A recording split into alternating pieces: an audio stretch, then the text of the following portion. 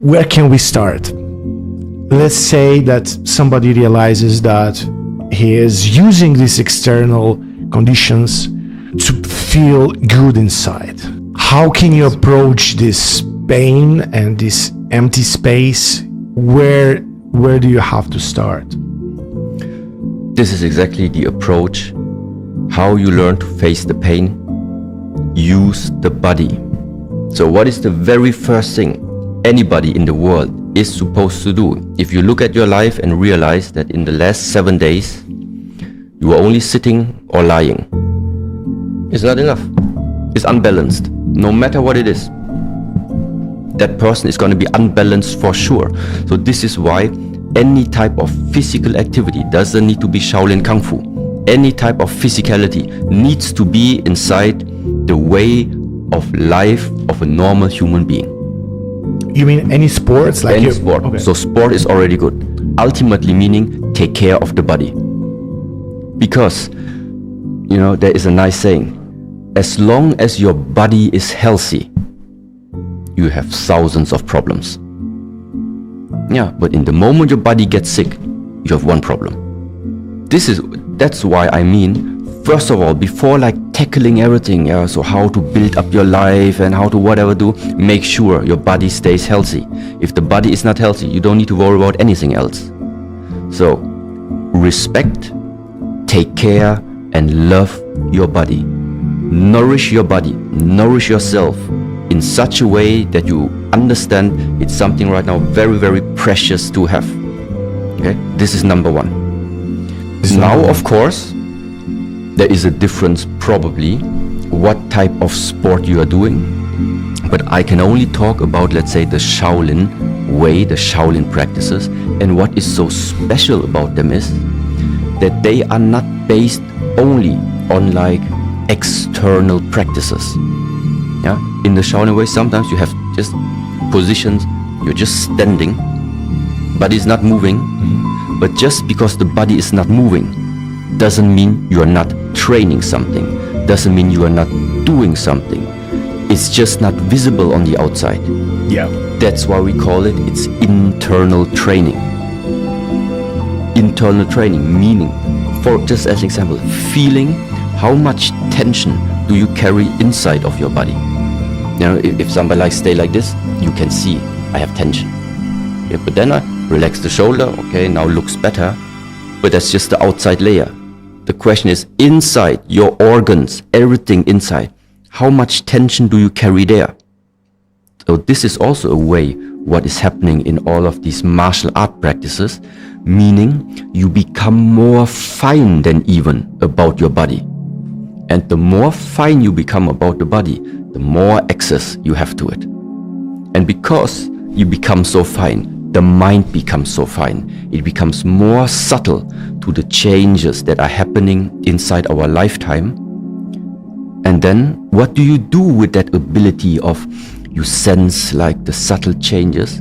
It is you have a way better possibility right now to really fine-tune your life. Mm-hmm. Yeah, you realize, no, that frequency doesn't sound right. Now it's okay. Yeah, so it has something to do with how fine are you to adjust your life. Yeah, it's you're a busy man, you have a hobby, you have a profession, you have the podcast, maybe you have a girlfriend, maybe you have children. The more you have, the more aware you need to become. How do all of these areas actually interfere to your overall feeling? And if one of these things needs more attention, you need to be able to sense this. Mm-hmm. If another is too much, then you need to take a little bit. So it's always a type of balancing. The more areas in life you have, the more detailed, the more fine you have to become to balance all of this out. You spend too much with podcasts and with work and with your hobbies, well, your relationship won't be happy.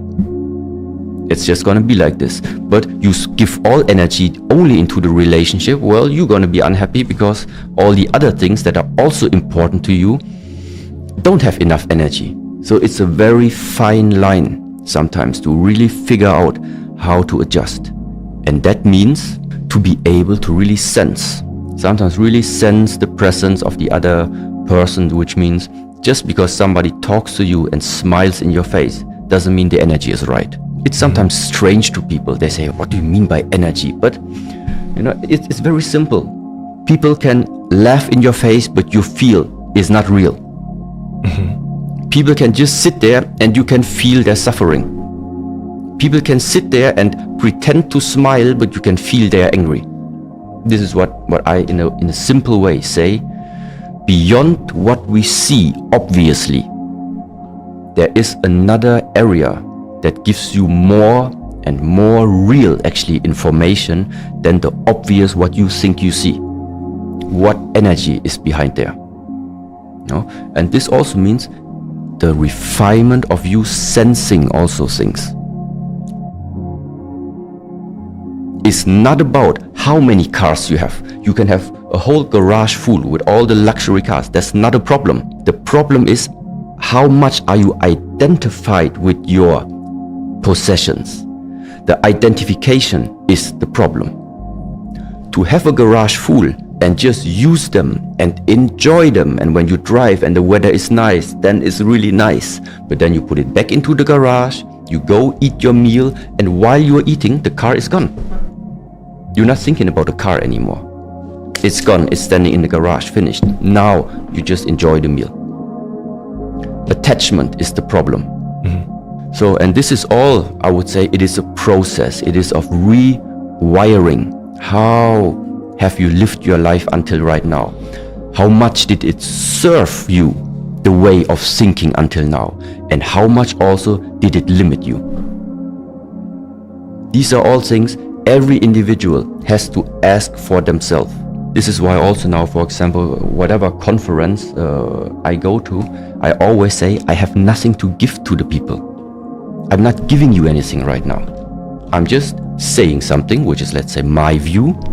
And you have to ask yourself, what is it from what you have heard until right now that in a way resonates with you? You observe this pattern in your own life. And ultimately, the only person who can do something about it, it's not me. You make the decision. Your life is in your hands. The only thing that I'm doing is, if at all, I'm taking something away. I'm taking away misconceptions and illusions that people might have in this lifetime if they didn't have the possibility to hear other perspectives. But we all live the same life. So which way is the right way? The Western approach or the Eastern approach? No, listen to all of them and then individually choose what is working for you and what not.